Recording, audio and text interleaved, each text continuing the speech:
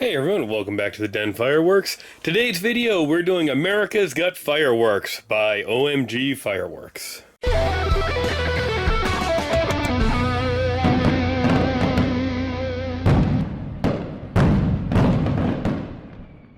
I was at OC Fireworks because they had a lot of Black Scorpion, which I wanted to get. I found some Fisherman products I wanted to get. And they had this OMG line, which I knew nothing about. And you know I have to try out all these little unique brands that I can't get anywhere near me. So I picked up some of their 200 gram ones.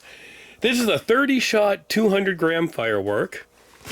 It is angled. For a better view, place this side towards spectators. Performance we have, and the winner is OMG Fireworks. 30 shots brocade crown with red tails to golden willow to brocade crown and red plum. Golden willows and red plum to red stars and white strobes with red tails to red strobes. Large silver chrysanthemums with green tails conclude performance. So it sounds like we have strobes, we have comets, we have willows, we've got brocades. It sounds like a nice cake.